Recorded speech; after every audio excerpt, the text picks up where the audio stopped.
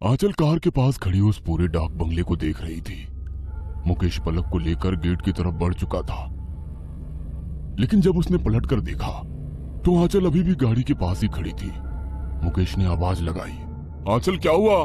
वहां क्यों खड़ी हो? चलो ना।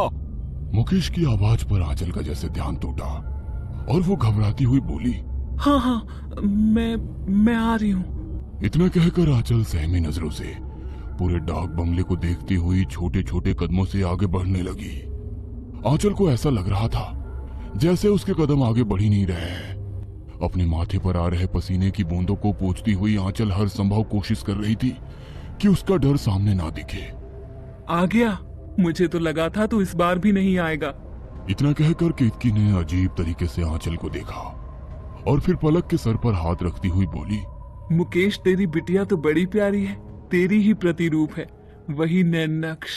मैं तेरी मौसी दादी हूँ, तेरी दादी की बहन। और केतकी पलक और मुकेश को लेकर आगे बढ़ गई। आंचल भी पीछे पीछे डाक बंगले के गेट के अंदर आ गई। डाक बंगले में कदम रखते ही मुकेश परेशान होकर बोला, मौसी, ये क्या हालत हो गई है इस जगह की? केतकी मजाकिया लहजे में मुस्कुराते हुई बोली, जब कोई देखने वाला ना हो तो घर हो या इंसान, हालत जर्जर हो ही जाती है। आ चल, तेरी माँ तेरा इंतजार सालों से कर रही है। इससे पहले कि मुकेश और आंचल आगे जाते, पलक के जोर से चीखने की आवाज आई और आंचल ने देखा पलक उनके साथ नहीं थी। उसकी आवाज बाहर से आ रही थी। आंचल भागती हुई डाक बंगले के बाहर निकली तो उसने देखा कि बगीचे में एक तरफ पलक गिरी हुई है और उसके घुटनों से खून आ रहे हैं। पलक बेटा, क्या हुआ? तुम यहाँ कैसे गिर गई?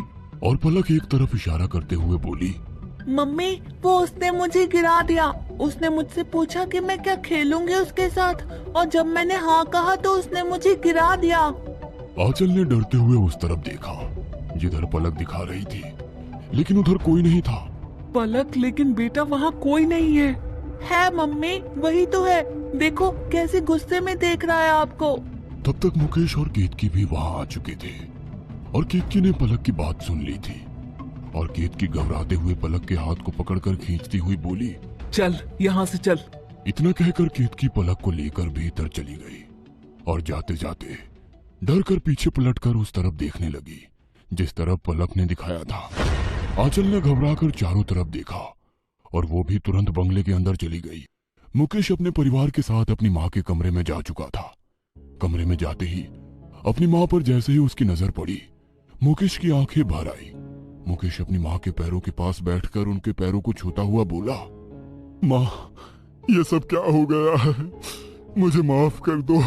इतना कहकर मुकेश की आंखों से आंसू का एक बूंद उसकी माँ के पैरों पर गिरा और उसकी माँ, जो शायद सोई हुई थी, उनकी आंखें खुल गई। उन्होंने जब मुकेश, आंचल और पलक को देखा तो भावुक होती हुई बोली, तुम लोग आ गए। मुकेश बेटा, मुझे तो लगा था शायद इस जन्म में अब मैं तुम्हें नहीं देख पाऊंगी मेरे बच्चे। पलक, जो अपनी दादी से मिलने के लिए इतनी उत्साहित थी, अपनी दादी के रूम में मानव कंकाल को देखकर घबराकर आंचल के पीछे छिप गई थी और उसकी दादी ने प्यार से कहा, मेरी बच्ची, इधर आ, अपनी दादी के पास आ। लेकिन पलक को उनके पास आने में भी डर लग रहा था।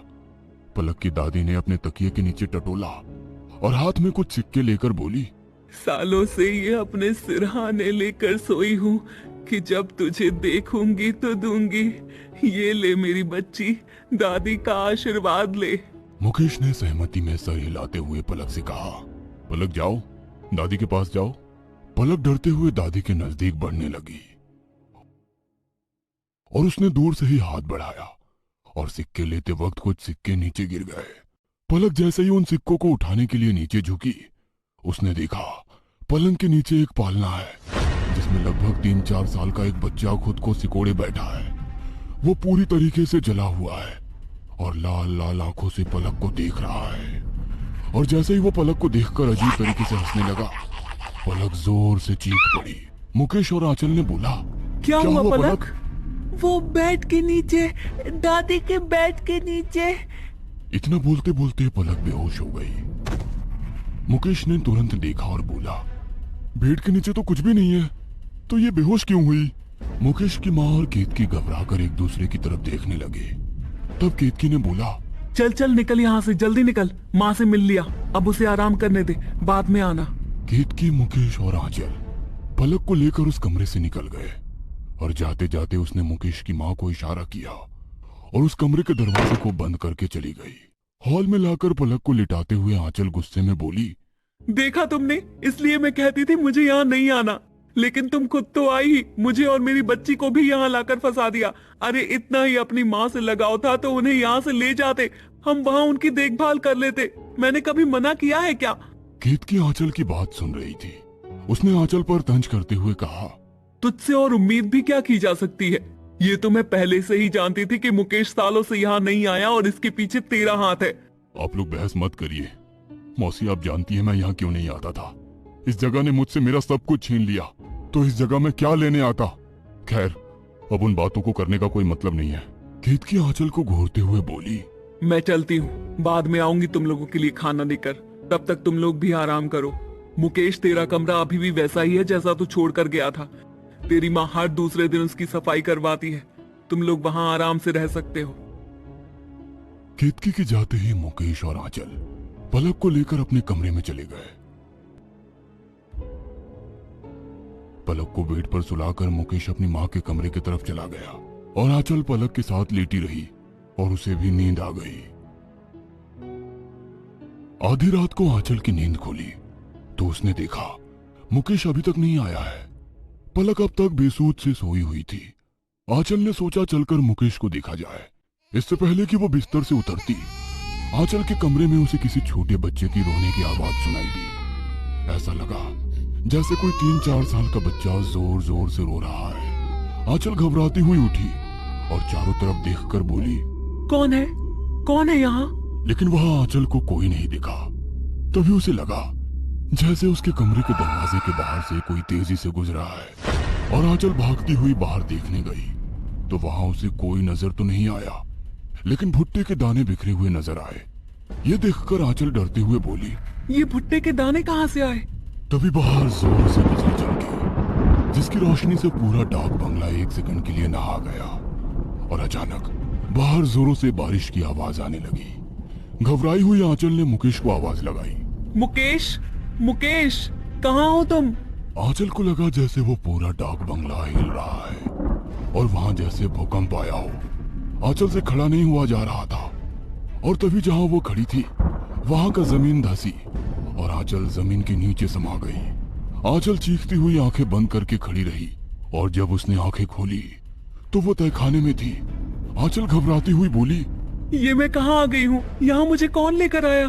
तभी फिर से उसे एक खिलखिलाते हुए बच्चे की आवाज सुनाई दी और आंचल को लगा उसके पीछे कोई खड़ा है। आंचल ने जैसे पीछे पलटकर देखा तो एक 3-4 साल का बच्चा खड़ा था और वो हंसते हुए बोला, नहीं माँ, आज भी मेरे लिए भुट्टे लाई हो? उस बच्चे को देखते ही आंचल पूरी तरीके से बेजान हो गई थी। वह थम से जमीन पर बैठ गई और डरते हुए बोली, नहीं, ये नहीं हो सकता, ये कैसे हो सकता है? क्या नहीं हो सकता? क्या मैं यहाँ नहीं हो सकता? उस बच्चे के इतना कहते ही उस पूरे तहखाने में आग लग गई और आंचल चारों तरफ से आग में जलने लगी और चिल्लाने लगी। वो बच्चा जो अब तक एक मामूली बच्चे की तरह खड़ा था, उसकी चमड़ी जल जल कर उड़ने लगी और वो बड़ा ही भयानक हो गया और भयानक तरीके से बोला, कुछ याद आया नहीं माँ? इस बच्चे के इतना कहते ही आंचल के आंखों के सामने 10 साल पुरानी वो एक एक चीज घूमने लगी। आंचल नई नई दुल्हन बनकर आई थी मुकेश के इस डाक बंगले में। आंचल मुकेश की दूसरी पत्नी थी। मुकेश की पहली पत्नी अपने बेटे के जन्म के बाद ही स्वर्ग सिधार हो गई थी, लेकिन सबके जोर देने पर बेटे के खातिर मुकेश ने दूसरी शादी कर ली थी। मुकेश का बेटा गोलू जब 3-4 साल का था तब आंचल गोलू की नई मां बनकर आई थी, लेकिन आंचल को गोलू एक आंख नहीं बहाता था और इसी छोटी मानसिकता से आंचल ने गोलू से दोस्ती बढ़ानी शुरू की। आंचल को पता चला कि गोलू को भुट्टे बहुत पसंद है और एक दिन जब बहुत बारिश हो रही थी तब आंचल ने अपने हाथ से भुट्टे सेके और गोलू को बड़े प्यार से बुलाकर खाने को दिया। भुट्टे की जहर की वजह से नन्हे गोलू की सांसें टूट गई और आंचल को लगा कि शायद उसका पोल खुल जाएगा, इसलिए उसने गोलू के शव को उठाया और तहखाने में ले गई और वहां जाकर जला दिया। अचानक गोलू के गायब हो जाने से अफरा तफरी मच गई थी। मुकेश पागलों की तरह करने लगा था और मुकेश की मां ने आंचल और मुकेश को यहाँ से दूर शहर भेज दिया, क्योंकि यहाँ गोलू की यादें थी और मुकेश पूरी तरीके से पागल हो जाता। मुकेश और आंचल के जाने के बाद एक दिन जब मुकेश की मां किसी काम से तहखाने की तरफ गई, उनके नन्हे पोते का आधा जला शव तहखाने में पड़ा हुआ है। इतने वक्त बाद तहखाने का दरवाजा जैसे खुला, गोलू की आत्मा जो कब से वहां भटक रही थी आजाद हो गई और सब कुछ बताया। मुकेश की मां को पहले तो यकीन नहीं हुआ, लेकिन जब उन्हें यकीन हुआ तब तक बहुत देर हो चुकी थी और तब से वो गोलू के उस आत्मा को अपने आप से बांधे उस पालने में संभाली हुई थी, ताकि वो डाक बंगले से आजाद ना हो जाए। क्योंकि मासूम बच्चों की आत्मा जो कच्चा कलवा कहलाती है, अगर एक बार बेकाबू हो जाए तो फिर उसे कोई नहीं संभाल सकता। गोलू की आखिरी इच्छा थी कि उसके पिता अपनी पत्नी के साथ यहाँ आए और मुकेश की मां किसी भी तरीके से आंचल को डाक बंगले में बुलाना चाहती थी। आंचल उस आग में जलती हुई चीख रही थी, चिल्ला रही थी, अपने गुनाहों की माफी मांग रही थी और गोलू हंसता हुआ धीरे धीरे गायब हो रहा था। जाहिर सी बात थी कि गोलू का बदला पूरा हो चुका था। गोलू की आत्मा की मुक्ति के साथ ही आंचल उसी आग में जलकर खाक हो गई और साथ ही साथ ऊपर डाक बंगले में गोलू की दादी भी अपने इस कष्टमयी जीवन से आजाद हो गई थी। मुकेश को लग रहा था कि एक बार फिर डाक बंगले ने उसका सब कुछ छीन लिया है। उसकी पत्नी का कहीं पता नहीं था और उसकी मां उसके आते ही मौत को समा गई थी। केतकी जो बिना किसी दुख के ये सब देख रही थी, उसने मुकेश को सारी सच्चाई बताई और ले जाकर आंचल के उस जले हुए शव को दिखाया। सब कुछ सुनकर मुकेश बिल्कुल सुन्न पड़ चुका था।